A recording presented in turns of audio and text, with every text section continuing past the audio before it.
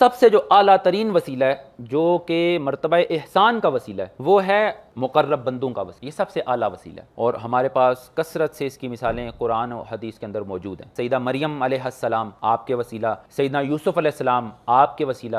سیدنا یعقوب کی بینائی لوٹی تھی تو قمیص کے اندر اٹ سیلف تو کوئی کمال نہیں تھا نا بنفس ہی، یہ کمال اللہ نے اس میں اس وجہ سے پیدا فرمایا تھا کہ وہ سیدنا یوسف کی قمیص تھی، تو یہ وسیلہ سیدنا یوسف کا تھا جس کے وسیلے سے سیدنا یعقوب کی بینائی لوٹی۔ اسی طرح سیدنا زکریا علیہ السلام، آپ نے جب سیدہ مریم کے ہاں وہ پھل دیکھے، آپ نے قرآن کریم کی آیت ہے ہنالک دعا زکریا ربہ، وہیں کھڑے کھڑے زکریا علیہ السلام نے اپنے رب سے دعا مانگی۔ اب یہ دعا وہ ساری عمر سے مانگتے چلے آ رہے تھے، کوئی پہلی بار نہیں مانگی یا اللہ مجھے بیٹا عطا فرما، مجھے بیٹا عطا فرما، لیکن یہاں جب انہوں نے دیکھا کہ یہ ایسی جگہ جہاں اللہ کی رحمت اور کرم نازل ہوا ہے، اللہ کی مہربانی ہوئی ہے اور اللہ کی مقرب بندی موجود ہے، حالانکہ وہ خود نبی ہیں اور سیدہ مریم نبی نہیں ہے، غیر نبی ہیں، لیکن انہوں نے توسل کیا، تو ایک اور بات پتہ چلی، توسل کرنے کا یہ مطلب نہیں ہے کہ اللہ سے براہ راست نہیں مانگا جا سکتا، یہ غلط فہمی دور کر لینی چاہیے۔ ہمارے یہاں نا کچھ لوگ کہتے ہیں یار تم اللہ سے براہ راست کیوں نہیں مانگتے؟ اس کا جواب یہ ہے کہ بھائی آپ کو ہمارے بارے میں یہ بدگمانی کیوں ہے کہ ہم براہ راست نہیں مانگتے؟ ہم نے کب کہا کہ براہ راست نہیں مانگنا چاہیے؟ ہم مانگتے ہیں براہ راست، لیکن ہم براہ راست بھی مانگتے ہیں اور پھر اللہ نے جو ہمیں طریقے بتائے ہیں مانگنے کے،